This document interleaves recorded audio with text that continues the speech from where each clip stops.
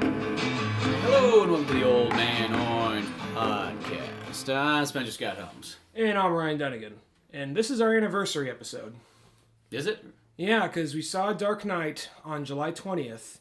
Oh, yeah. Today's July 19th, so it's close enough. Fuck, yeah, it'll come out on the 20th. Yeah, so, yeah, sure enough. Happy anniversary. Oh, that's badass then. So we've been going for a year. And to make it, I mean, not that much of a special occasion about it, but... I love how you got, like, the Soda Shack, like, drawer. They're already, yeah. Got so many. I thought Marley'd be here, so, I got three, but which one you Oh, want? that's fucking badass. Give me whatever one you don't want. Alright. Okay, I'll take the cream one. Sounds good. I also got a fucking drink myself, so... Sweet. For fuck's sake, we got all kinds of drinks. Be a drink-tastic time. Yeah. Anyway, happy anniversary. Oh, I'm gonna drink my other one first, because it's... Feels weird saying that when Laura's not around, but, you know... Yeah. Like, nothing gay about no gay anniversary, you know. I mean, just say a couple of guys, you know. Yeah. Just doing guy things, you know. I do gotta say this, though. I got the... this is way... Just so you know, folks, I'm gonna be off my game. This is way earlier than what we're used to doing it. I'm gonna say that right now. Well, to me, like, I feel like this time to me, like, I know a lot of people don't think of 10 a.m. as, like, early morning, but... To me, that's early morning. Yeah, same here. And, I mean, I didn't get out of my night job last night till 2 o'clock. Then when I got out, I was working on Drunk Batman episode 7 for a little while. So, yeah, I'm kind of on autopilot by this point. So, please bear with us. If you just keep drinking Soda Shack, you'll get better. He'll fuel you. This should have caffeine in it? No, it doesn't. It just has sugar. No. But it's one of those kind of times where you wake up, you feel extremely hungover, but yet you're not hungover. Well, I just noticed with myself, like, if I get, like, less than 7 hours of sleep, I just kind of, like, feel like a zombie, sort of. Yeah. I know there's some people out there that's like, I could get 4 hours of sleep, and I feel great! Yeah. You're like, yeah, well... We can't all be Batman from Blind Justice. Well, even Batman, it's like, well, sometimes, like, when he says that, he's like, I've been up for, like, 3 days, I'm like, I know you're Batman and all, but there comes a point where everybody just kind of starts to break down. They always come up with some, like, kind of Just fucking pass out at the wheel of the Batmobile. Crashes right into the side of the building. Oh, what the fuck happened?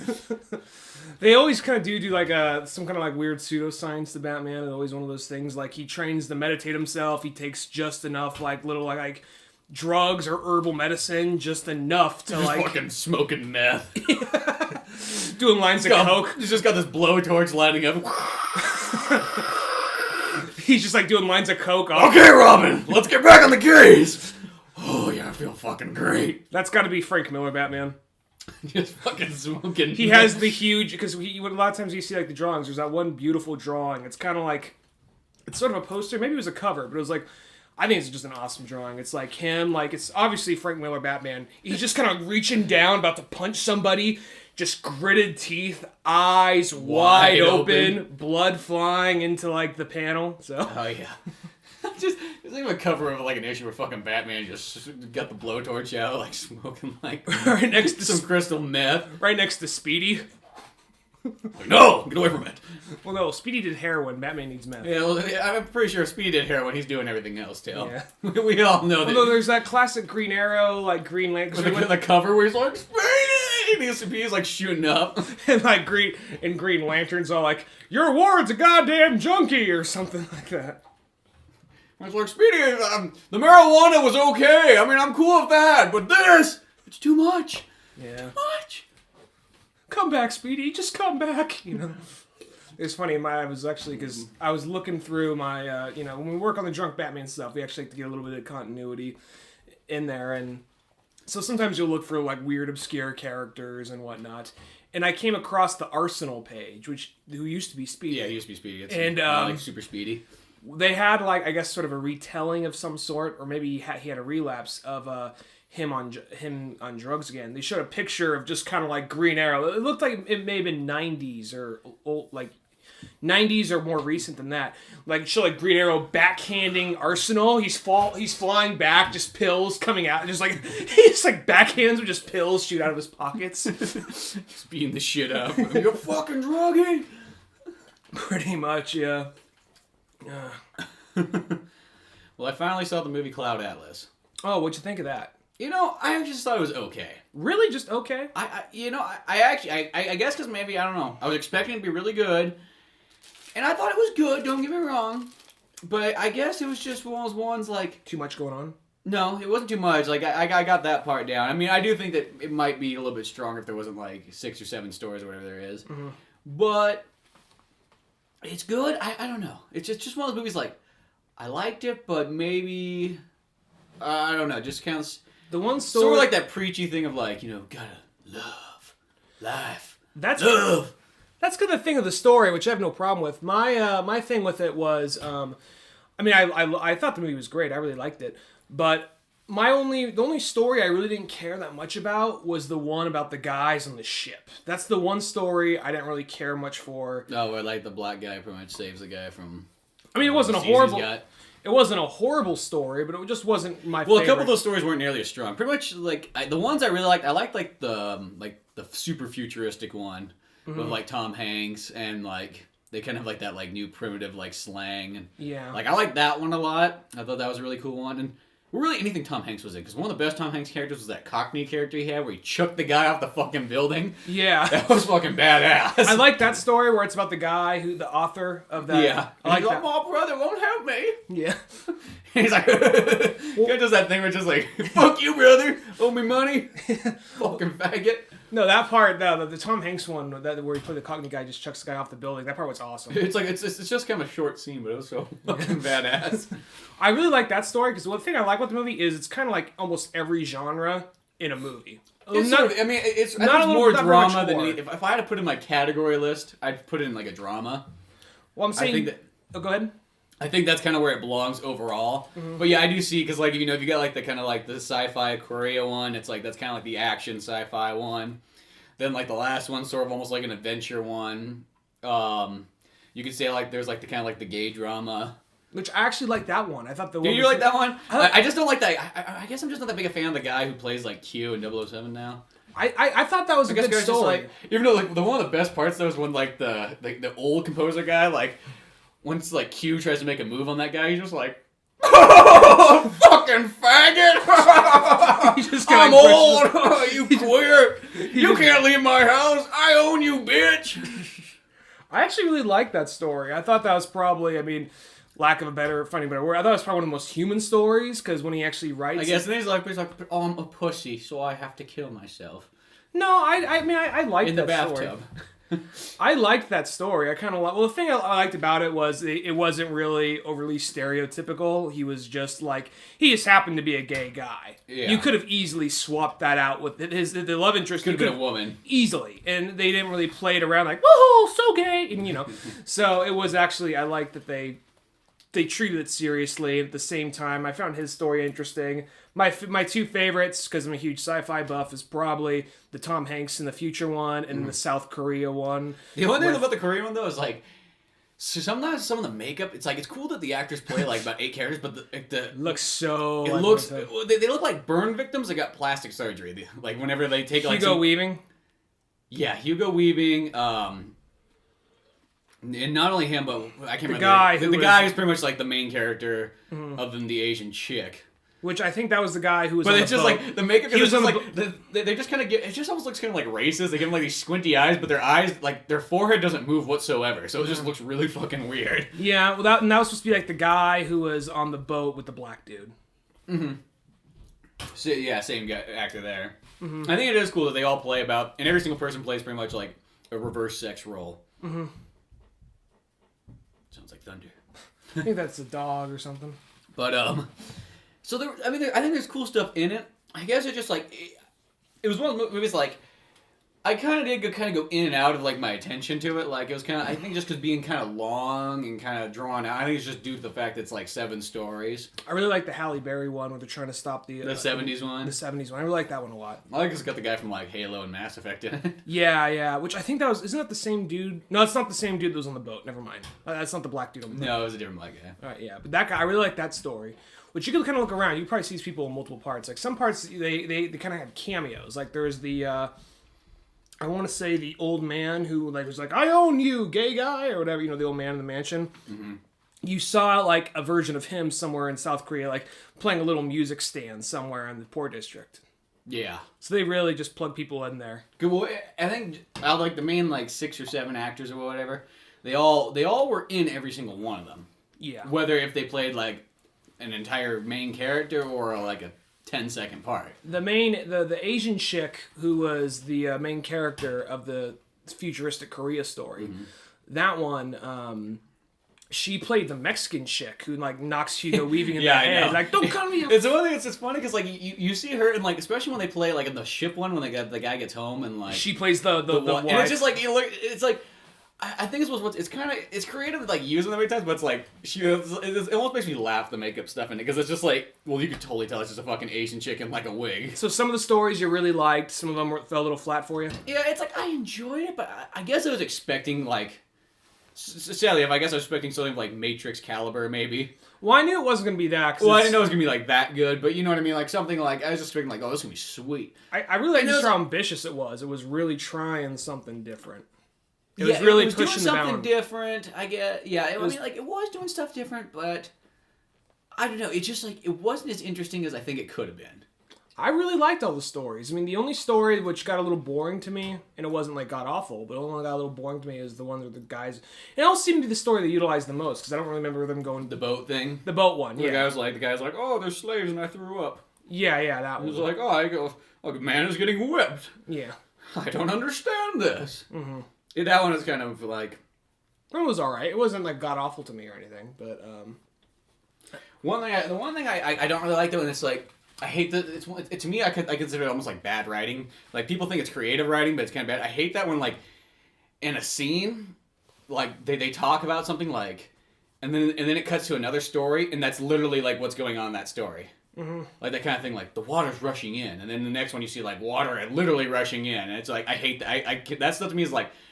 it just I like when someone's reading like reading a journal and then it leads into what she was reading beforehand. It happens a lot in that one though. It will like something will happen in one story, and then it will like end, and whatever that like the last lines were said describes almost like what's the beginning of this next cut they're going into. And one thing, it's like it really bothers me a lot in The Watchmen. As much as I like The Watchmen comics, I'm glad they took this out of the fucking movie. It does that all the time in The Watchmen comic. Like when I went to read it again. I was like, oh, I fucking hate that. Where it's like... That kind of thing where someone leaves a room, then like another door opens with someone else walking in for somewhere else. No, well, just like almost like where it's kind of like supposed to be like creative, like... Well, let's see, I'll just say this. It's kind of like... the one thing I can think of right now off the top of my head, it's like kind of when it's in the South Korea story. Mm-hmm. And that huge like tidal wave thing's coming in because they blew up, the underground waterway thing. Yeah. And it floods over them and they go down like in the sewer. Uh-huh. And then it cuts to Halle Berry underwater in her car. Oh, right. Like that. I just kind of like people think that's like creative writing, and to me it's just like it just looks like it just makes me want to like punch somebody. I think the thing they're trying to do with that, I mean, it doesn't really It almost happens on every single cut, and it's just something like I know you don't see it in tons of stuff. You see it once, but I don't know. It just... I think for this story, they're just trying to show that this is all kind of generally the same story. Well, it's all supposed to be like connected and stuff like... I was trying to avoid that word, but... I guess that's the only thing is... Strange enough, here's the thing about the movie. If it wasn't a Wachowski Brothers and Run Lola Run guy movie... You probably wouldn't have cared to see it. Well, I think that I probably would not have liked it nearly as much. I feel like that almost gives me... Like, it boosted up about one more point, just because I'm like, oh, I like these guys a lot. I saw it once and now girl. Yeah, I saw it once in theaters and I really liked it, but maybe I feel differently. I don't know. It's one of the ones like I enjoyed like it's like there's good stuff about it. And I think it's a worth watching movie. Mm-hmm. But I don't know. I guess to me it feels a little artsy and slightly preachy. And I don't know. There's that kind of creativeness where it's like you don't want to go too far artsy, nor do you want to go too far realistic. Mm-hmm. Sort of. I don't think, in my opinion, the only thing I think it really kind of suffered from was generally just the makeup, because there are parts where it did take you out of the movie. I will say it does take me out. Like, I mean, I could tell who that's supposed to be, which kind of affects the story in some way. But still, there were moments where sometimes I just feel it's like one's like if you're gonna be in stuff, just get a fucking Asian to play that character. I think that does take it out. It's just like, and even like too, it's like They could have possibly Like, done... don't use an Asian girl to play like a fucking Irish chick. It just looks fucking weird. I think what they could have just done... really fucking creepy looking. They could have had little... They could have just given little features, or maybe just kind of like... Because they implied the people get reincarnated in that movie through, like, Halle Berry's birthmark and the gay dude who killed himself in the bathtub.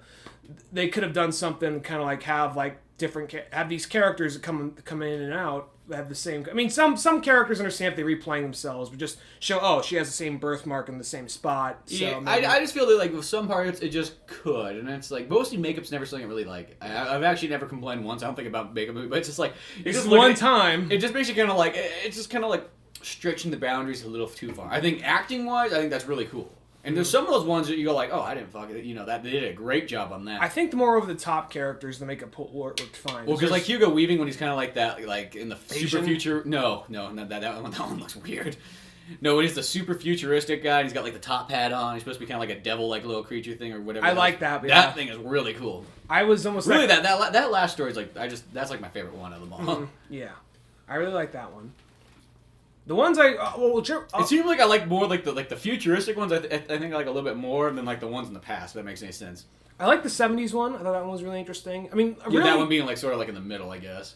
The only one that really was just kind of like... Was the ship one? Was the ship one. I liked every other story a lot. Like Tom Hanks was like, I'm going to kill this boy. Yeah, pretty much. And he was just like, I'm going to get the gold! He was like playing the most evil guy possible. But I think they're trying to do... Get out of here! Get out of here, you black man! He doesn't want to see you! I don't see you! Yeah, that was just kind of whatever, because he's just on his deathbed the whole time. I understand it was a story about friendship, and the thing with me, I think as long as you could tell a good story, because I thought the story's overall good. I mean, it wasn't preaching... I mean, the second you start preaching about kind of, I guess, current political issues, depending on your stance, you could lose the viewer. This is an all-around message, which was, you know, kind of like, you know, have faith, like love. Yeah, you know, and that's a universal message, and I think that I think preaching that can be all right. It's more when you have, like, I think, for instance, certain aspects of this movie are good, but Syriana, for instance, I get it, but it feels like the whole movie... Is that the George Clooney one? George Clooney movie, yeah. I feel like the whole time the movie's like, look at how bad oil is! Like, yeah, I know. Look at how bad oil is! It's like, I get it. Look how fucking bad it is! I get the point, you know? What, you want this, like, in your house? You want just an oil man just standing there looking at you? Like, Yeah. what? Yeah. Are you gonna light that cigarette? I'll fucking burn up here. It felt kind of like, you know, that's, I it's one of those things, like, I agree with the movie generally. I get what it's saying, but it's just almost trying to, like, beat you over the head. Like, fucking agree with us! You know? Yeah, because I always hate that. Where something like love, that's something, I'm not trying to get all cheesy here, but something like that's a universal message, and, like, peace is a universal message. And I know that's kind of like, I know that's easier said than done in this world, but I think that movie took good examples and good stories to infuse those themes. Well, it's like a perfect example. I always feels like it's the Avatar / like Dance with Wolves thing. Dance with Wolves. It doesn't say like you gotta fucking love these Indians. You gotta love them because they're Indians, and you gotta respect them. You know what? Because they went through shit to get here. And it doesn't do that at all. It's just kind of like, you know, if you like these Indians, fucking, yeah, that's cool. You know, these damn Americans, you know, whatever.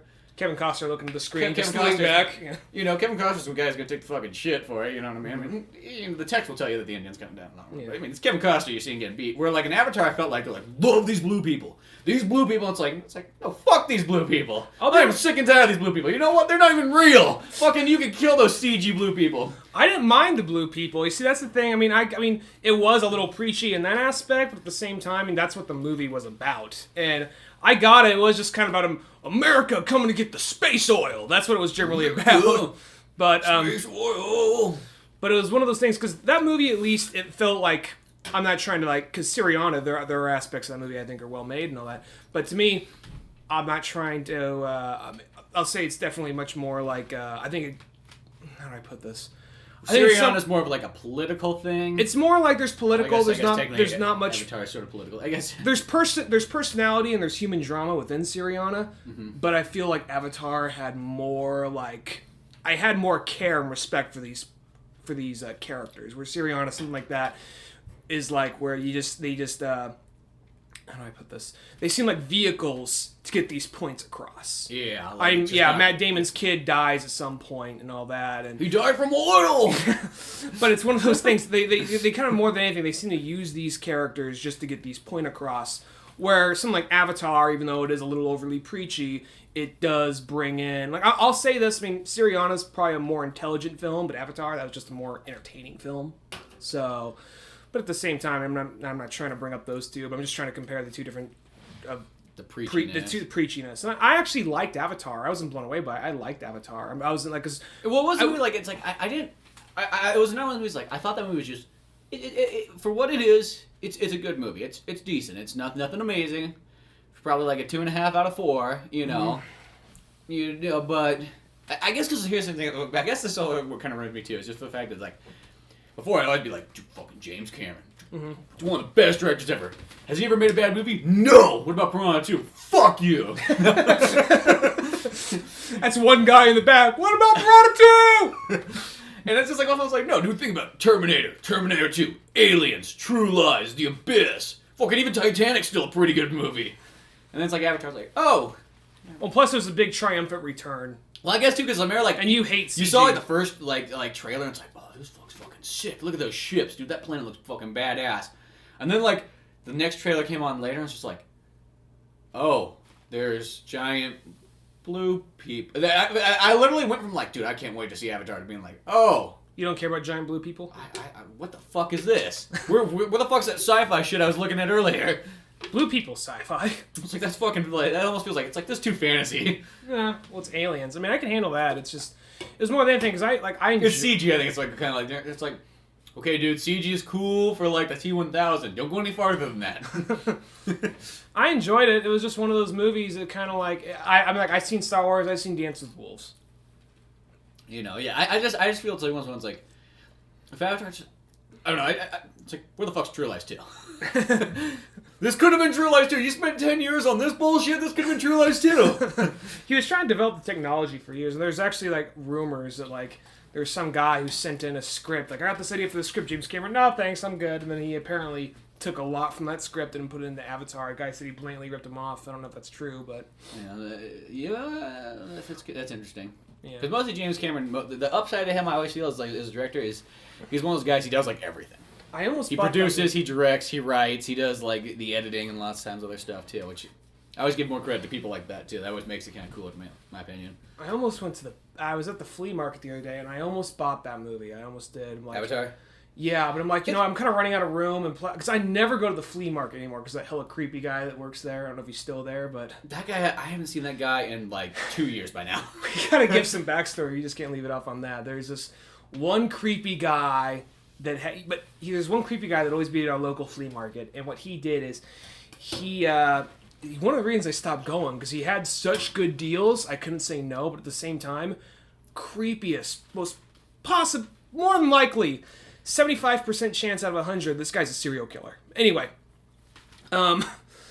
there's one time, because what he drives this beat up, like, 1970s, kind of like, I don't know if you, one of those kind of like, it's not an RV, but one of those kind of like vans you can kind of live in. It's like the in-between a van and a straight-up motorhome. It's like when Chris Farley has that character in a van down by the river. This is the van he was talking about. Yeah, exactly. It just it was like beige, like, some like racing stripes went on the side. There's look like someone grabbed a sledgehammer and bashed in the side. Tinted windows. Even though light was shining in, because it was always positioned in a way light be shining in, yet there was nothing but darkness in there. You could not see anything. You probably didn't want to. And he would just be sitting there. He had this huge rack of just this huge table of just DVDs. And I remember the one thing too is I noticed a lot of them were from Blockbuster. So I don't know what the fuck if he broke into Blockbusters at nighttime and stole back alley deals or something like that. Because I remember a lot of them. It was like at the time too. It was like they were like brand new fucking movies that just came out at Blockbuster. Yeah, so I don't know. Maybe he just I don't know. Because I remember I got Edge of Darkness from him, and it was like, I'm like, dude, this movie fucking came out like a week ago. This is like one of those things. Like maybe he, I don't know. Maybe he had like a back alley deal, or pulled a Mr. Blonde on somebody that worked at Blockbuster. I don't know, but playing like Stuck in the Middle with You or some shit. Anyway, so I'm over there. I'm looking through the DVDs. He's like, I didn't get along with my grandpa none too much. I'm like, oh, that's too bad. Oh, no, first it starts off like, my grandpa died a little bit ago. I'm like, oh, man, I'm sorry. That's too bad. It's okay. I didn't like that cocksucker none too much anyway. It's like, oh, all right. Just, yeah, one Christmas he gave me a bag of glass and my sister some Band-Aids and told us to share. So I beat that fucker in the face with a goddamn shovel. Oh, that's nice. How much for Hellboy 2? You know? So... Yeah, I literally have... That guy hasn't been there in like 2 years. Alright, I thought I saw his van from a distance. And every time I go there, I get a weird conversation like that. And one time... Are you talking about like the flea market by Sears? Yeah. Okay. At one point in time, I mean, maybe he said this to you too, I think, but it's like, yeah, I got more DVDs. I'll give you my address. Stop on by. I'm like, okay, I'll think about it. Yeah, I think you mentioned that too. I was like, and I never again. DVDs aren't worth it. They're not. There's a price for DVDs. Was it like some like Stanley Kubrick box set? You know, all you gotta do is you gotta walk in that van and get it. See, I got the one Stanley Kubrick movie that you can't buy because there's supposed to be a Stanley Kubrick movie out there that's like. Every 7 years or something, they have a screening at Warner Brothers. And like it literally sits like in a back lot, and it's like only some people can see it. You know, it's like very exclusive. You got to be like, all right, I'm sorry, Mr. Obama, but back of the line. Your name's not on the guest list. Yeah, it's like apparently that big. So Christopher Nolan probably saw it by this point. Yeah, hopefully somebody saw it. I'm assuming he saw, like, given how much money he made for them. So yeah, Yeah. Well, I don't know if it's I'm assuming it's probably people within the industry. Would it be Warner Brothers? It's an older Stanley Kubrick one, so a lot of his stuff is Warner Brothers, isn't it? I know his shit. I know like all England. I know all like this, like in a sense, sounds weird, but all his like famous movies are kind of like his later day movies. You can, if you want to say it like that. And I know it's one. I think it's an earlier movie. Oh, okay. So it could be with somebody else. I can't remember who it's with. Well, sometimes isn't like. You think it's like, why can't you just take that print, put it on a Blu-ray, and fucking sell it? Well, maybe it's just one of those ones like this, like, and it needs to be exclusive. Just one of those things. What? The average man can't handle this. His mind would explode. Says, what if just the weirdest, like, most controversial scene ever? Like, there's a three-way between Malcolm McDowell, Ronald Reagan, and like, what's and child Barack Obama, Audrey Hepburn or some shit, and a monkey. Yeah. Just so controversial. I'm imagining it's probably like, if that's the case, I'm imagining it's one of two things. It's gonna be one of two things. It's either like Clockwork Orange times 10, like this is too extreme for anybody, or it's like it's just so bad. It's like, look, this movie is just so bad, but it's met by Kubrick, so who wants to see it? I think it's actually more like, I think he didn't like it. I think that's what it was. But I mean, he didn't like a lot of his things. So yeah. So what Stanley Kubrick thinks is bad is probably still really good. Did he like Full Metal Jacket? Some of his movies he made, he's like, oh, what the fuck did I do? But I think he liked Full Metal Jacket. I don't think he liked A Clockwork Orange. Well, A Clockwork Orange, he was when scared. He was done with that movie, yeah, he was like, what the fuck have I created? This is gonna like make juvenile delinquency go through the roof. Which I was surprised that when he made, I was surprised that movie's banned in England. Well, I think he was afraid that people were gonna come like knocking on his, like just really fucking weird people were gonna come knocking on his door. Just like all wide-eyed and shit. Like, can I go on a picnic with your family or some shit like that? I like A Clockwork Orange. Sad thing is the audience did not see that face, but that face matched it perfectly. Just fucking creepy as fuck. Somebody just goes up to him, just holding a little boombox,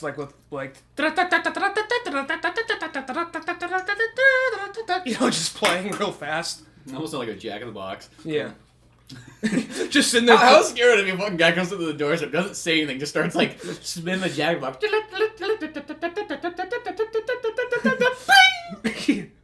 And it just stands there like. It's a little like Jack in the Box of Malcolm McDowell from Clockwork Orange pops out. Pops up. Just fucking still.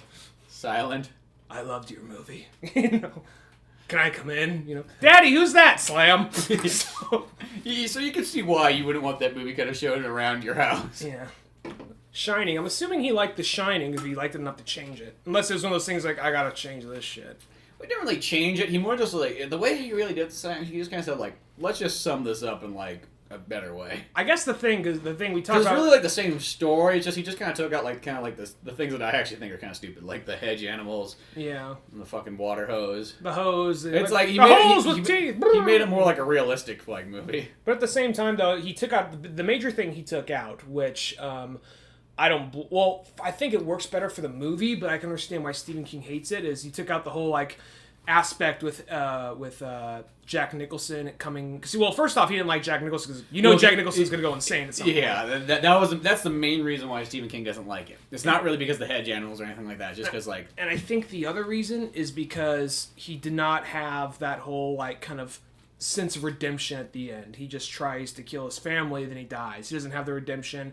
He doesn't come around because that whole movie was kind of like an allegory for his drinking problem and also him making amends with his father. Yeah. Who he never really got along with. Mm-hmm. So I guess when you're like, this is my masterpiece, here you go, Mr. Kubrick. He's all like, well, that's shit.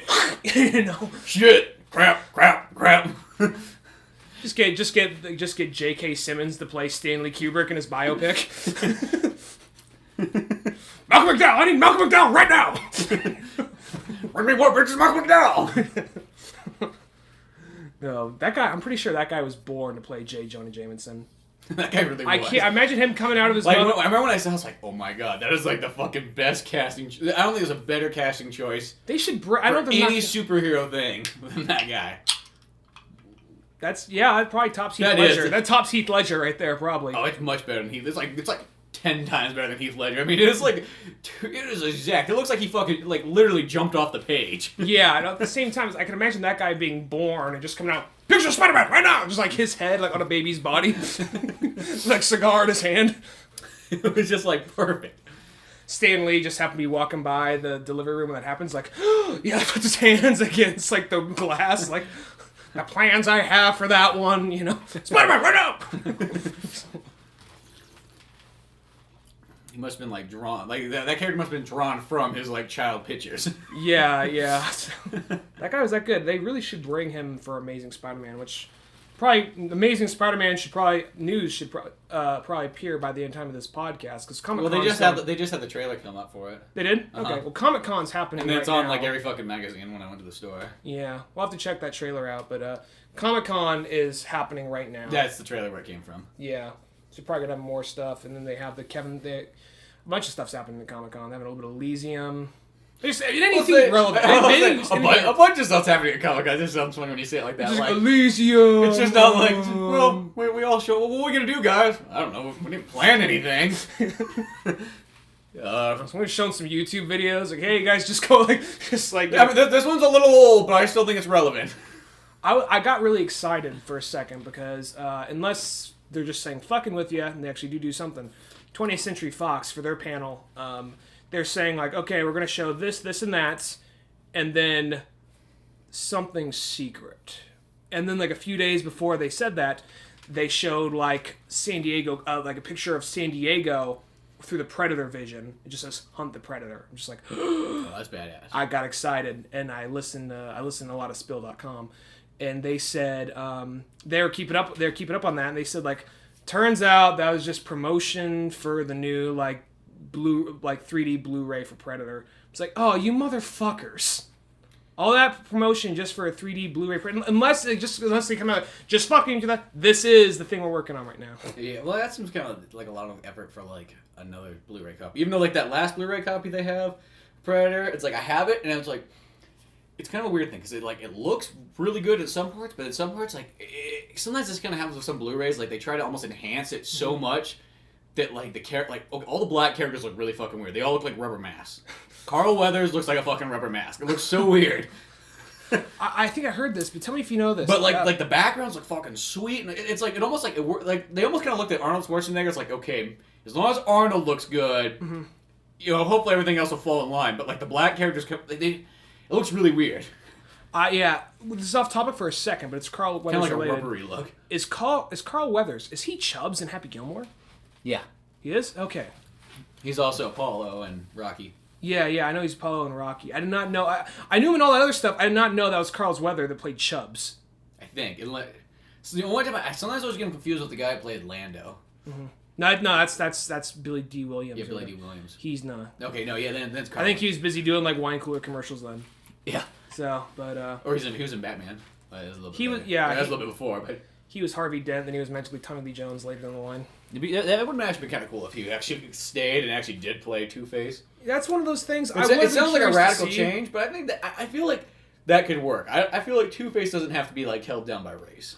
I think characters like Two-Face, because when you think Joker, like someone like the Joker, I think that would be too weird if it was like not like a crazy white guy. Plus, technically, it's a black guy doing whiteface, which is kind of like reverse racism in that sense. But I think that now you mention that Billy D. Williams as Two-Face, I think that could have possibly worked. That could have been pretty cool. I'm kind of curious to know what would have happened. He probably would have played it different than Tommy Lee Jones. The only thing with Tommy Lee Jones is Tommy Lee Jones, if he would have just acted like Tommy Lee Jones, he would have been the best Two-Face ever. But yeah, he decided that like Tommy Lee Jones wasn't good enough. He was more or less trying to be like the Joker. I think he's like.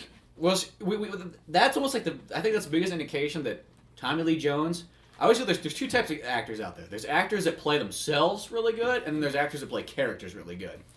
Actors that play themselves are people like Clint Eastwood. I would say Tommy Lee Jones, Arnold Schwarzenegger, and then there's character actors which are like Johnny Depp and Gary Oldman and so on. Louise Gesman. Yeah, well, Louise Gesman seems like he plays himself lots of times. He did, but they're always kind of more and over. I don't think he's nearly as over the top. Well, no, but I mean like he kind of plays the same. What I'm saying is like even if it's like a more extreme version of themselves. Like, Louise Gisman always seems like, he always seems like Louise Gisman. He doesn't seem like he's completely different. Where Gary Oldman, like, every single movie he's in, he's like completely fucking different. He's Sid Vicious, then he plays Commissioner Gordon. He's in Dracula. Yeah, he's Dracula. I mean, look at how much, like, different range there is for him. Yeah. You know, even Johnny Depp's kind of like that, too. He doesn't, nowadays he's kind of silly hat. Now he is kind of like, I'm imagining if he does play himself. Like, if he just walks around his mansion, just like T-Rex arms, arched back. He's just got a closet full of silly hats. And just kind of like walking like, blue, blue, blue, blue, blue, you know? But I just think, like, he's always could have been so, but, like, you look at a lot of his character roles, he played stuff serious and weird and, all in between. I kind of want Johnny Depp to play, like, a serious, or like a straight-laced kind of character, even though his character's still a little over the top. The last time I can think of him playing kind of like, I didn't see Rum Diary, but... Oh, yeah, he was in that one. Before that, though, the last thing I can think where he's playing kind of like a more, and this is still over the top, a more straight-laced character was the bad guy from Once Upon a Time in Mexico. Yeah. Which he did a good job just playing a dry... And he was also in that Finding Neverland one. Yeah. In that one, that movie, it was fun watching him just play a dry, irritated, sarcastic, like CIA agent. Mm-hmm. That was fun watching right there. Yeah, I think that's a really good role for him. Mm-hmm. But yeah, ever since he's kind of been silly hat man. Yeah. Even in Rum Diaries, that's kind of like, it's almost like a toned down version of Silly Hat Man. Mm-hmm. I thought he was like playing Hunter S. Thompson again. Yeah, he was playing, I can't remember if it was, I watched the movie, but this is how much you remember movies sometimes. It's like, I think it was a book that Hunter S. Thompson wrote, but it wasn't like I think it was sort of about him, but like the character had a different name, if I remember correctly. Like one of those ones, like kind of like, this is me, but let me use my name this time. Let's just call him James or Jimbo or fuck. I don't care. They'll just call him... Let's call him Hunter. No need for the S. Thompson at the end. I'll just call him, like, Hunger. Kids like the Hunger Game thing, right? Yeah. The Rum Diary. Yeah. The Rum Diary was an interesting one. It wasn't like a Fear and Loathing one, but... And Aaron Eckhart was in that, wasn't he? I didn't see it, but... I think so. I can't remember that. Can't remember that movie that well? Some of that, nowadays I get to the point, too, where it's like I watch a movie, and sometimes I go like, wow, I've actually even forgot that I watched a movie at some point, too. That was a movie I literally watched like 5 months ago. And I remember you watched it. And I totally forgot. I was like, what the fuck? I'm like, oh, I did see this movie. I'm kind of at that point. I'm kind of forgetting, like, some of the movies we saw. Like, the other day I just went on, like, YouTube, and I was just flipping through, like, I was going down our list, just like, what are the things we saw? I'm just like, oh, fuck, I forgot about that. Good thing that we have this list of podcasts that at least that's my memory of what I saw. If I forget what a movie is, I can go back and listen to it. And Parker, oh yeah, we did see that piece of shit. Yeah, Parker, so sad. Yeah. They had the good Parker on last night. The good Parker? Yeah. The real, the Mel Gibson one? The Mel Gibson payback one. They're saying Mel Gibson might be the bad guy in Expendables 3. Oh, it'd be fucking badass. I know. Look, the reason they implied that was, I believe, Sylvester Stallone said, Barney, whatever his character's name is in Expendables, Barney something versus Mad Max. See what happens. Fucking bad. Speaking of Mad Max, they're supposed to have a Mad Max video game coming out. I too. heard about that. I've been seeing like ads for it. That looks everywhere. fucking badass. I really hope that one pans out well, because I mean, like, I know that we kind of live in the era where we kind of have all these like pretty much there already is kind of in a sense Mad Max games. I mean, Really, all you gotta do with that is just give it like look at Fallout. Fallout with cars. Well, they already did. Look at Rage. Rage is literally Fallout with cars. Okay, there you go. that game when I played that game, like, it reminded me of three things. It was like, okay, this is Fallout. This has cars, and it plays like Doom. Mm-hmm. You know, and it was like, it was a good game, but it was almost. I think I was so Fallout outed by that point. I don't know. But like I fucking like, after 100 hours of Fallout 3, I was just like, I've seen enough desert. I don't know if I. It's almost like Nom, where it's like I don't know if I want to go back. I imagine you like twisting and turning in your sleep. You know, like. But I might go back. I might return to the desert one more time if it's a Mad Max one. I see you twisting and turning like, human over there! You know, this is 3 Dog! You wake up like in cold sweat. End up shooting the TV. Laura turns over, what is it? Like, it was Fallout 3 again. You know. Collect all the Nuka-Colas! You know? No, Not again! not the platinum ones! No. I'm kind of curious. They apparently. I'm not sure if they had any real. I kind of fell behind a lot of the E3 stuff. I know that they're. I looked at all like the Nintendo stuff because really, like, I was looking at the other stuff and like, yes, there's a PS4 and an Xbox, but where the fuck are like the really good shit coming out for it? I know they're coming out with a. Yeah, it's not plugged in over there.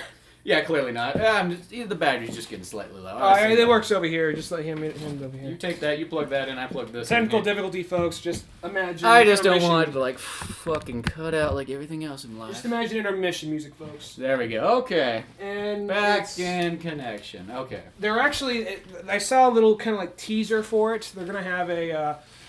They're apparently coming out with like Firefly Online. I saw that too. And I'm guessing it's probably going to be. I mean, I don't know how amazing it's going to be, but I'm not really much for online MMOs or anything like that. But Just like, can we like just regular like Firefly RPG? Like make it kind of like Mass Effect, I guess. or a third-person shooter would work fine too. That's what I mean, like Mass Effect. Yeah. Like literally Mass Effect, I think would be the perfect I think there's a lot of games out there that have these great engines, and I almost wish that they would like license out these engines just so people could make sweet games. Mm-hmm.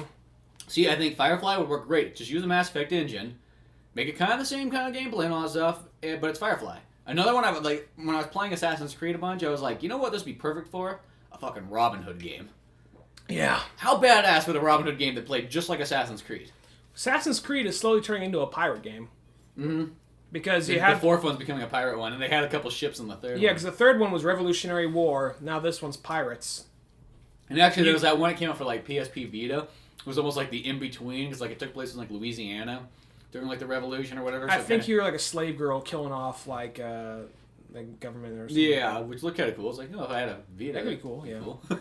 No, there are games for the PS Vita that I would have liked to get if I had a Vita. But it's like, I always look at things like, you know, like kind of like games like, now, what would make this like really cool? You know, like, what would, you know, like, what kind of like already established kind of storyline could we just like slap over this? One what I think would be really, really cool, I'm going to go on kind of like a little bit of a fanboy rant here. Mm-hmm. I don't like using the word fanboy because I don't try and let my fanboyness take over.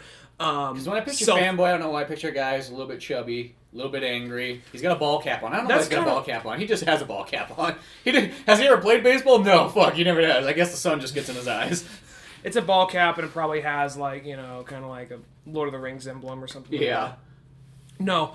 But, He has whatever he really likes. Has like whether he's a fanboy of Marvel, whether he's a fanboy of Lord of the Rings, Doctor Who. Yeah, something like that. But no, I mean, this is one of those things. What kind of brought this idea up? There's this really awesome online. I haven't finished watching them all, but there's this really awesome like online miniseries called "You're Gonna Like This: Fistful of Rupees." That sounds badass. And what it is it's what it sounds. It's Good, Bad, and the Ugly with Legend of Zelda. Legend of Zelda, and it's low budget. Is it live action or? It's live action. Oh, that's even better. It's low budget. But at the same time, you can understand what they're trying to do. It's kind of like, you know. I didn't see the end of it. I saw the first one. I want to watch the last two. I just haven't got around to it yet. But it's like, you know, Link. It's like the courage, the wisdom, the power. And it's called A Fistful of Rupees? Yeah. And it's on YouTube? Yeah, it's like in 3 parts. I want to say all And together. how long is it? Like 5 minutes each? I think it's like 10 minutes 5 each? to 10 minutes each. That's badass. I want to finish it. Something's wrong with my phone right now, so I can't. But anyway, and plus, when I go out in public, what I like to do is I don't like to just sit there and watch videos. I like to just listen to a podcast and work. 'Cause I just don't want to be that guy who goes out in public and just watches videos all the time. I want to be productive about it. So. Especially if you're that guy who goes out in public and watches videos and doesn't fucking use headphones. Yeah. It happens nearly. That's why I bring my fucking headphones. Here's the thing: you can be watching the good, bad, and the ugly, and still, someone's like, put the headphones on. You know? Yeah, you can be watching a masterpiece. Yeah, you can be watching a masterpiece. That almost might ruin a masterpiece. Yeah, but anyway, I think what a great game would be for Legend of Zelda if you want to do something different. You mean using the Legend of Zelda engine? Using Legend of Zelda. Well, I'm saying this. I'm saying because every Zelda game has had a hook to a certain extent. Now, this may sound a little extreme, but every Legend of Zelda version. A Western, not to the degree where it becomes a third-person shooter, but just play with it a little bit. Like I'm saying, like make it fit the world of Zelda. It's a Western world. It's Hyrule 1800s because we've seen Hyrule 1700s. Hyrule. Yeah, it's even. I always was picture it kind of like back in like it's kind of like an alternate version of like a Celtic kind of like world. Yeah, because there are things there's I think there's like some characters with like powdered guns and all that. So I think it's safe to say early 1700s, late 1600s, whatnot. Yeah, it's always been that. I'm saying maybe 1600s. I want to say there's like powder. Bow and arrows, wasn't there like some characters with like powdered like guns or something like that? Well, Blunderbuss Wind Waker, kind of stuff. Yeah. The Wind Waker does have that. I was thinking like the other ones. Like, no. But yeah, I think it could work. And I think what you could do is, I'm not saying it to the degree of it being kind of like Red Dead Redemption, but I'm saying still Legend of Zelda, where Wind Waker just happens to be a water world, where the new one, Skyward Sword, happens to be Skyland for the most part. Mm-hmm. This happens to be primarily a desert world. You still got a forest temple or an ice temple or something to that effect, but just kind of like a desert like world. And something that I thought would be kind of cool. What if you started off with like I sound so fucking nerdy. I work long nights and I have a lot of fucking time to think. Plus, at nighttime, your brain just starts to really wander. Like, fucking think of this idea, man. Yeah, and like, what if like, for instance. You get a sword because what's Legend of Zelda? You gotta have a sword still. That's like the key. That's gonna be the key thing. Hello? That was scary. Is that my nephew over there? The fuck? The door just opened really slowly. I gotta see what this is. Give us a second, folks. I dive and know what happened. So Brian's going towards the door. How's it going? You got a robot there? Yeah. That's really awesome. Hey, I'm in the middle of recording something with my friend. How about we play a little later, right? Go, buddy. I just want to say hi to him. You want to say hi to my friend Spencer? What's going on, dude? Hey, come on. Want to say hi to the podcast? He was in my swimming class. He was your lifeguard, right? Yeah. Say hi to the podcast, Eric. Say hi. All right, I'll see you a little bit later, okay, buddy? Okay. Oh, yeah, that was creepy. Just the door just opened really slowly. Okay, but back to the Legend of Zelda Western Edition. Yeah. According to this episode of my folks' house right now. Anyway, so children just come in and go when they please, and yeah. Okay, so he starts out with you were getting to a big thing. Well, what's Legend of Zelda without a sword? So, you gotta have a sword. You don't start off with a sword. I'm thinking, what if you start off with like just a it's fantasy, like a 3-shot revolver. But it makes sense in the world. Like, okay, it kind of works the same way as a bow and arrow or the slingshot. You know what'd be kind of badass is what if, like, and this could be blasphemy to some people, but what if, like, Link had, like, a gun blade, kind of like Final Fantasy VIII? So it's, like, his stuff's kind of combined into one. Like, instead of always having all these different items, it's more like this sword can do a lot. Mm-hmm. It's a sword, but it's also, like, doubles as your kind of, like, bow and arrow, like, but it's a gun. I think it's something you can upgrade it, and, like... I think that's something you could work up to right there. That could work, too. I'm thinking more of the sort of like, of course, like a Legend of Zelda game, you have to work the item into something other than just killing. For instance, like you start off with like a 3-shooter, you come across some kind of obstacle where you have to shoot 6 little switches to open a door, but the time runs out because you have to reload the gun. The time runs out, and I need to get a 6-shooter to knock all these out in time. Yeah. So naturally, it fits in a world. You know what I'm saying? Yeah, and I'm just trying to think of like a way to make it kind of like a sort of fantasy element, but like something that would work more naturally. It's like he has that, but I think the gunblade, because the gunblade's such a sweet idea from Final Fantasy VIII, and you never see it in like anything really too often. And I think that could work. I mean, because I think the only thing is like I guess it's kind of Nintendo. I don't know. Like, even though you're shooting people with bow and it's kind of that weird thing. Like, you can shoot somebody with an arrow, but shooting somebody with a gun might be crossing the line. It could look more fantasy oriented, and that's why I think almost like the fantasy oriented thing. Or you don't have to make it overly. You could make it be kind of like when they shoot them, they just kind of like fall back, kind of like in. I'm thinking like the animations you see in the other Zelda games, really. Yeah, I mean, like, that's what I'm kind of picturing it as. Mm-hmm. That'd be pretty sweet. Yeah.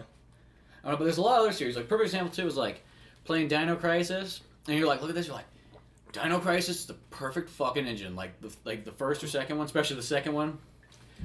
If that was just a Jurassic Park game, though. Yeah. Just picture it, the exact same game as Dino Crisis 2, but it's a Jurassic Park with that story laid over it. Mm-hmm.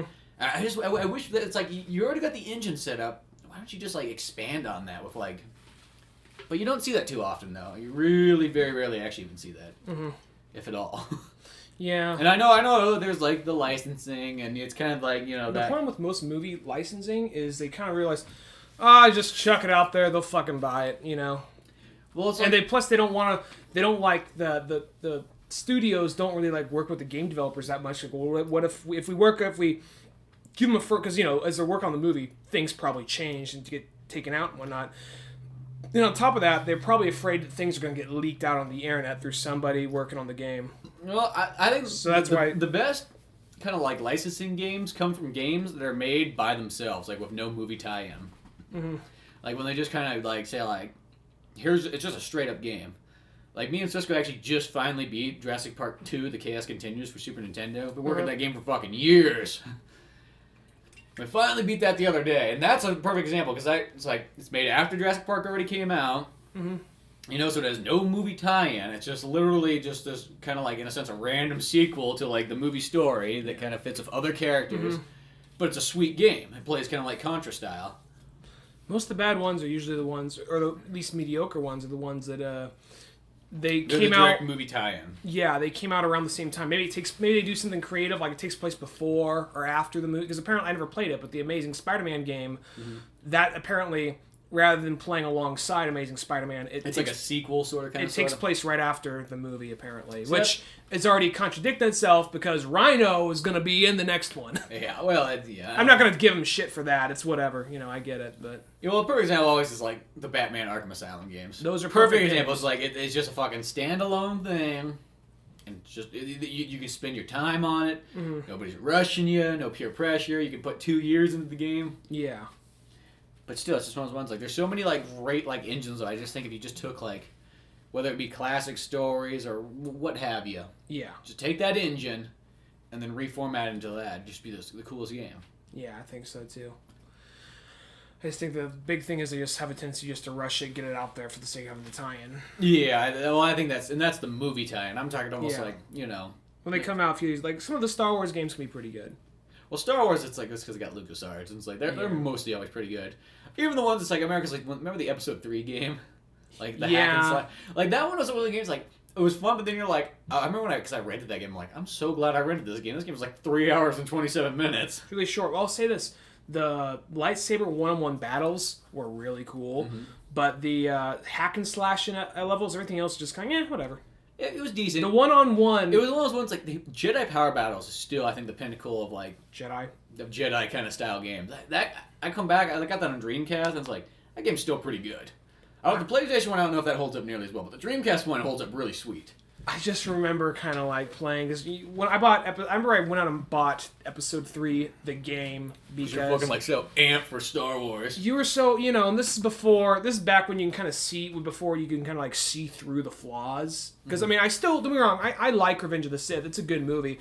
But it was just one of those things like, it is the end of the series, you know? And plus, you know, I was like, I think I was a sophomore in high school or something. I was just so amped and just ready. He's just like, fucking, this is going to be amazing. The movie's perfect. What about kind of like how he just kind of instantly switches and becomes bad? Everything else is awesome, though. What about the part how Mace Windu just kind of dies so easily? Don't, shut the fuck up, it's amazing! You know? So, and it is like, you know, I still enjoy, I think of all the prequel trilogy, that is the best, but definitely a flawed movie. And it's still enjoyable. But I remember being so amped up for it, I went and bought the game, and just like, I remember like, even kind of lied to myself in the game, kind of like, you know, like, this game's amazing! When there's that back of my head, like, you're lying to yourself. you know? Yeah, it was one of the ones that one was. Most Star Wars games never feel like rushed, but that was one of the ones where it just felt like we can fucking make money off these fucking nerds. They're like so hopped up on Mountain Dew right now. Yeah, literally hopped on Mountain Dew because the Mountain Dew Darth Vader Slurpee tie-in. Yeah, it was fucking awesome. I still have those Darth Vader cups. They got the little Darth Vader head on them. Really, they kind of like, when you think about it, you kind of went out of your way to like put that corporate, like, you know, because it was just kind of like, you know, like they'd always sell in a bunch, like while you're playing Battlefront, go out and get the Mountain Dew Slurpee from Star Wars, get your exclusive fucking codes for the game. Yeah, they found a way to just rope you in and just. And they've really done that for years when you really think about it too, because even back in the day, it's like. They don't really do this as much anymore. They probably still do it. I don't see anymore. Like where they used to do like the novelization of the movies. Yeah.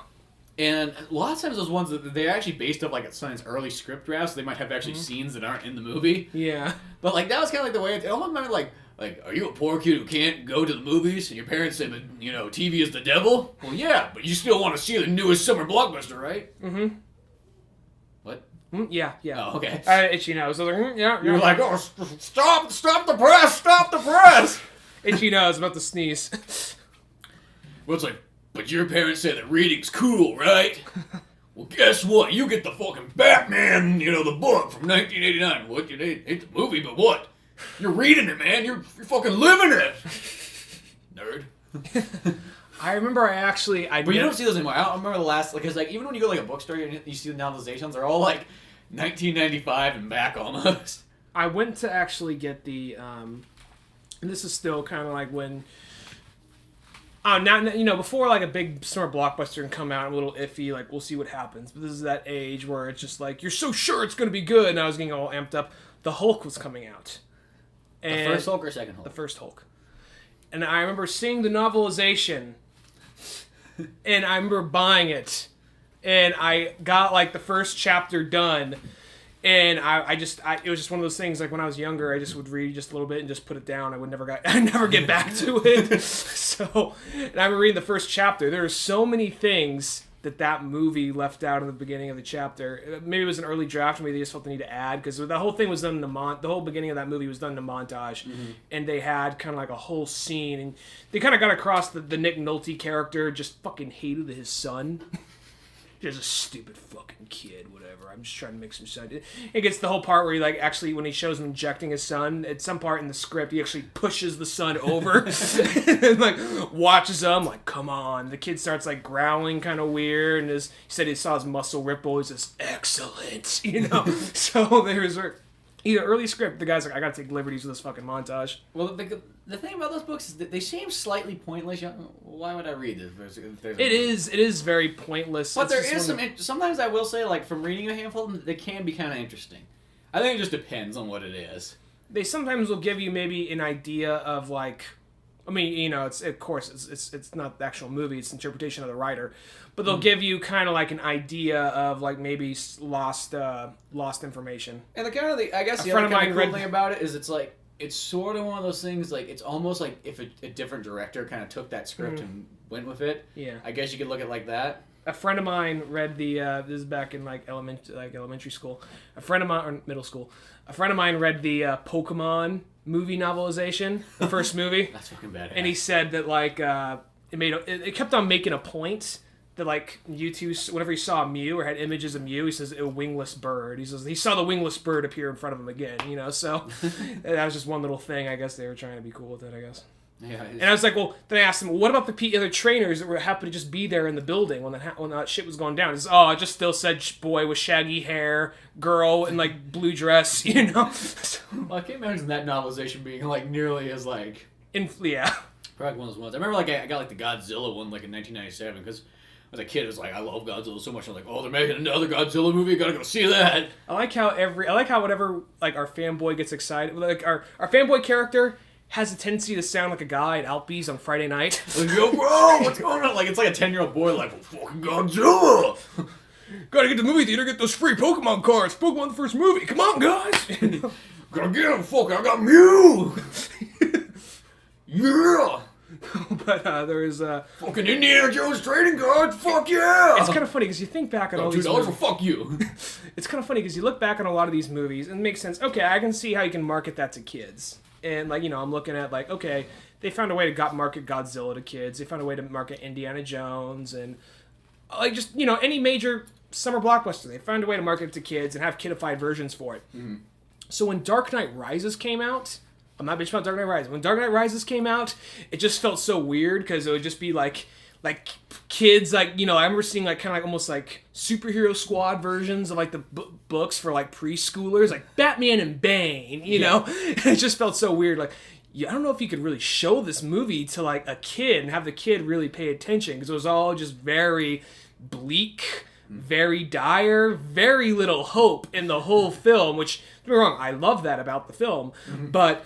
You're trying to market it to a child afterwards. Yeah, it's just kind of like, because that whole movie, I mean, I think it was Walter Flanagan on Smodcast said, like, the whole vibe of the movie is like, let's just put a fucking gun in their mouth and pull the fucking trigger. Because that's how that movie felt, and that's one of the aspects I like about the movie, because that's one of the things about Batman. He's always pushing uphill, and the movie got that point across. But the thing is, it's just kind of like the fact that you're seeing a movie as bleak and as dark as that. People dying left and right. They're hanging people on fucking like bridges. They're breaking into rich people's houses, ripping shit apart. Just. And then you get a book. You see kind of like Power Shock Batman action figure or something like that, or Or you just get like a book on the cover where it's like fucking Batman and Bane, like and Batman's got them like in a headlock, but they're both smiling, kind of looking at each other eye to eye.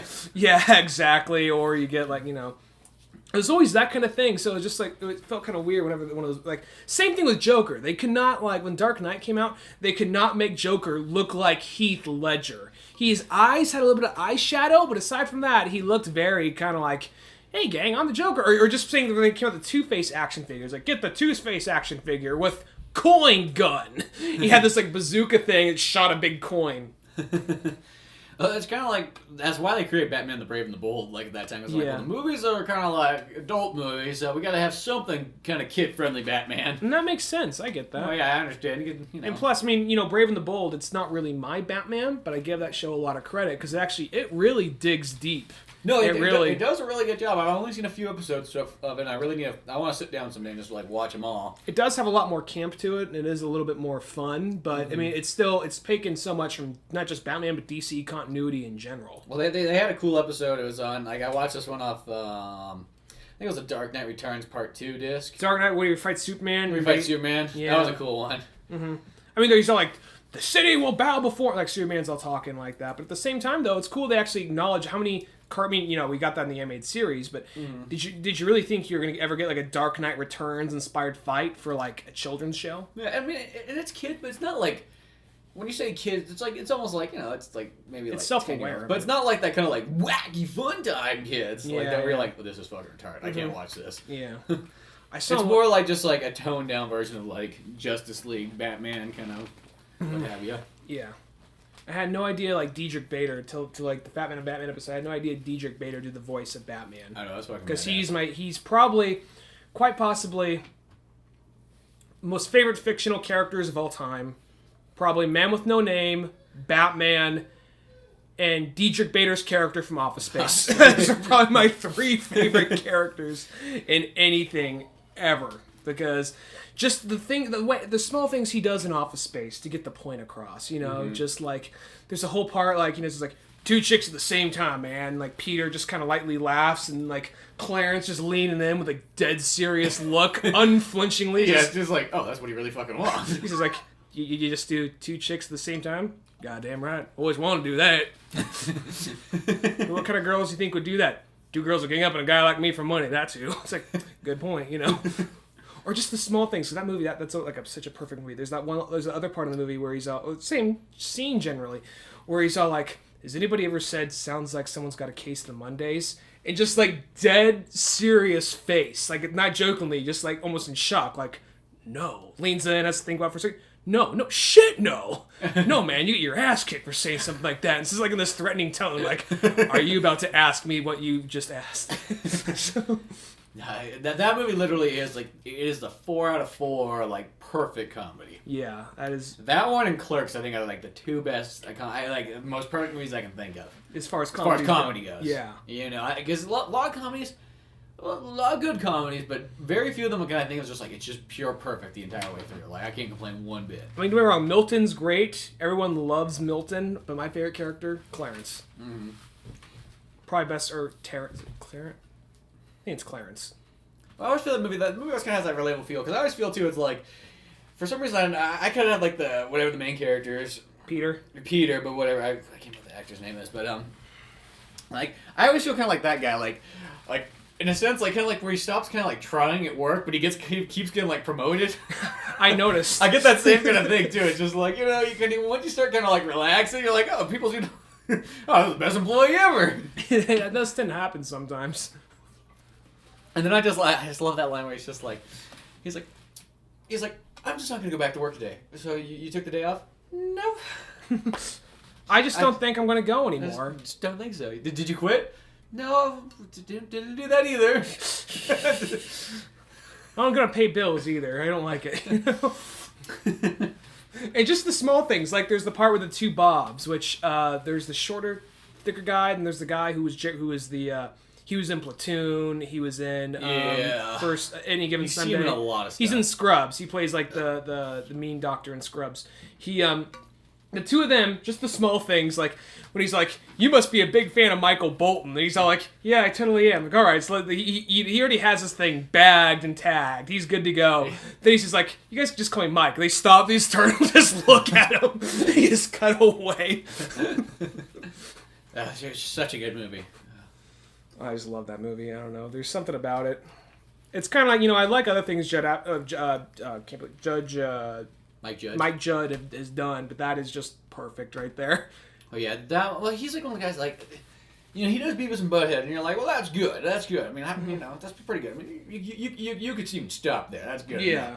And then he goes on and does Office Space, and he does King of the Hill, which is, you know, I think it's close to being the best, you know, like cartoon sitcom of all time. Mm-hmm. I would almost just say it's, you know, between that, Simpsons, and South Park, and it's kind of like whatever you like more. Yeah, they're all extremely good in their own ways. Mm-hmm. It's almost like a personal choice from that point on.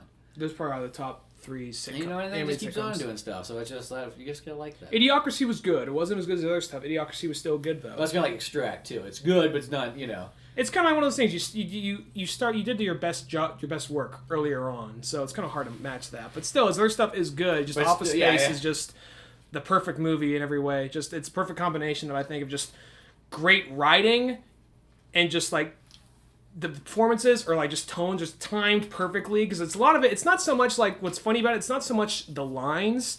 It's more of just their expressions, their tones, of just how you kind of can tell. It's delivered. You can tell what's going on in their head as they're saying it. It's not so much like what the line is. You can just see through them what the fuck, you know? It's kind of like the part like, I had a jump to conclusions, Matt, and you see they're just sitting there. One of their heads just slowly drops, and then like Michael just turns this.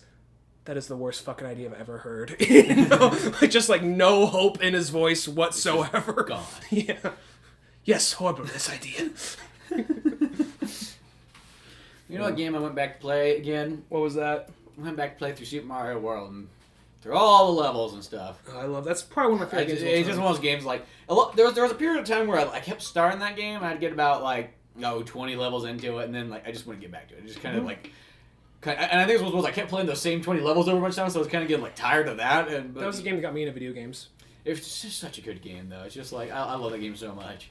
Mm-hmm. It's got perfect. It literally is just about the most perfect Mario game you can have. Yeah. It's got the great world aspect. All the levels are really good. You know, they kind of keep it in a sense simple. Mm-hmm.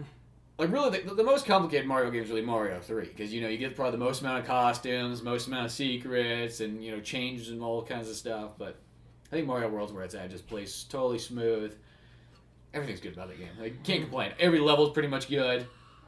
You got all the Star Worlds and whatnot. Mm-hmm. I love that game. It's really weird that when you fucking beat that game though, and then all the Koopas are kind of like the Mario head things. Oh yeah, I forgot. I kind of forgot about that, and I was like, oh yeah, I forgot about that. They're fucking weird looking. They're like creepy looking Mario head, and you when you jump on them, instead of grabbing the shell, you got like their head and you like chuck it at them. I forgot about that part. It's been so long as I played the game.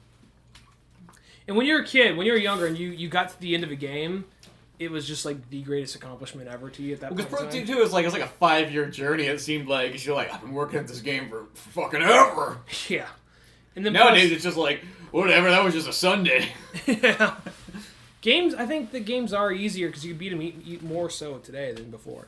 Well, that's one of those ones you just kind of get better. Even though some games I do notice, it's like for some reason I feel like it's like you go back and play some games. Like there's this Tailspin game I have for Sega Genesis. I remember being really hard. And yeah, and I remember me and Kyle beat that like the very first time. But now I go back and it's like, too fucking hard to get past that second level. Like what the hell?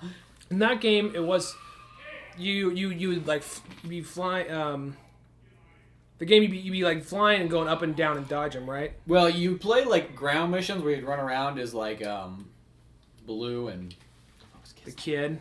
I think his name was literally Kid. Possibly, yeah. And then there's like bonus levels where you gotta fly the plane, which are even when you get older, you're like these levels are even fucking harder. Bonus level my ass. But yeah, a lot of those games are like some of them you go back and you're just like, oh, that was like easier. Like Mario, it's like I was like, dude, I'm already done with the star course right in the very beginning. Just like get all the hard levels out of the way. Yeah. And they're still not even like a couple of them. They're a little tricky, but you know. Mm-hmm. So I love that game. It just makes my day. The music, the look, everything about it. I don't know. I'm kind of going on this thing I was telling Cisco about too. I was like, I really just want to beat all those major Super Nintendo games, like all like the best ones you can think of, you know. And it's like I beat Mario Link World to the Past, before. all that stuff. But yeah, it's like I beat Link to the Past, I beat Super Metroid, I beat Earthbound, beat all the Final Fantasies. You know, just kind of go on the list of all these ones. We just beat Chaos Continues. So I just want to master every single, not master, but literally just beat every single one of those games. It's like, these are like the greatest games of Super Nintendo. It's really hard Super Nintendo games, I thought, were the, it's the same engine, really. The Star Wars and Indiana Jones games. The Indiana Jones one's much easier than the Star Wars one. The Star Wars one's can be fucking hard. That's the ones on my list, though. It's like, I gotta go back. I want to go beat all those. The only one I beat is Empire Strikes Back. I remember the Indiana Jones one still being pretty hard. It still is pretty hard. That one I still need to beat, too, because I got all the way to the very end of it, and then I just haven't beat it yet. So I gotta beat that one. Got a handful of these ones on my list, though. Mm-hmm. At some point, it's just kind of like a lifelong, like, goal just to beat all these, and then I can go to Sega and beat all those ones next. I don't play nearly as many video games as I used to. I'm sorry, I'm on autopilot, like I said. What was the last newest video game I got? I'm trying to blank on that one, but was it Fallout New Vegas? It wasn't New Vegas. I want to say it was probably Skyward Sword or something. That's probably the newest game I have. Did you beat that one yet? No, I didn't. I'm like on like the last few. I got like on the last few 2 temples or so. That's a really good game. Good game. I recommend that because there's a lot of people out there. It's like they got Wii's and they haven't bought it yet. I'm like, what the fuck is wrong with you? Yeah, you have a Wii. It's not like you don't have a Wii, and it's like, oh, okay, well, you know. Yeah. And it's like, dude, it's like it really it's the pinnacle of Wii right there, pretty much. Yeah, that is an amazing. And it's like you don't have people too. They're like big Zelda fans too. It's like, what do you mean? I don't understand it. Yeah. That too. It's like especially when you buy other games over that. You're like, you bought this over a new Zelda. I don't understand it either. Yeah, you just get like... You're looking at me for the answer. I don't have it. There's literally like a dead silence right there, like, why? His soul is gone. I know. It's just, I can't figure it out. It's Zelda. It's not like it's a spin-off like kind of like 3DS one or something, or like DS one. It's the main series Zelda. Like, what do you mean? You get to fly on a fucking bird. I'm just imagining Shigeru Miyamoto seeing if the sales went down and just coming out like on a stage like, the fuck do you want? What do I have to say about it? It's Zelda. You fly a fucking bird. You know? Like really, Zelda's one of those ones like you don't even have to like. There's some video game series out there that you literally don't have to say. You could say literally nothing. You can just say like, got Zelda Skyward Sword coming out. It comes out in November. That's it. And people once you're done breaking rocks at the quarries, we're gonna go get it. You know. Yeah, that's about right. It's almost like what it's like to me. It's like okay, I'm there. Do you even have to like? You don't even have to show me a screenshot. You don't have to show me anything. It's fucking like I already know what I'm going in for. Something amazing. Mm-hmm. Yeah, no, let me just find the magic. Yeah. But some people just haven't bought that one yet. I think that's really weird. It's just like what? When we went to the midnight release to that, it was just kind of very limited. It was just diehard Zelda fans there, it seemed. Yeah, and it's like there's a lot of people. It's just I know it's just like Why are you buying Can't other say games? sentence. Why? Zelda's out. And even now, too, it's like those ones, it's like, I know it's been like over a year, maybe even 2 years by now. Jesus fucking Christ. It's been 2 years and you still don't got it? It's one of those things, I'll pick it up, I'll play a lot of it, then I get busy and I put it down, then a few months later I'll pick it up That's again. sort of how like Zelda kind of goes with me. Like I'll play, and then, like it's not a game. So only a few of them have I ever just sat down and just like crank them out. Yeah. A lot of times it's like you do it, then come back, then do it, then come back. Do they say any, I know they got Link to the Past 2 coming out, they say anything for the next Wii U Zelda game? Nothing yet. I'm just waiting for that Link to the Past 2 one. Because I still have this feeling like I'm not going to get a Wii U still right in time. So it's like, I'm like, okay, what's the new 3DS games coming out? No, I get you. I can get fucking Batman. I can get fucking Link to the Past. And I can... Good, they're making Smash Brothers for the 3DS. That's really gonna delay me getting a Wii U sooner. The fact they're putting that on the 3DS. Which one? Smash Brothers. I know. Well, that's kind of like it's like oh, that's like to me. It's like oh, I guess I don't have to get a Wii U right away then for that.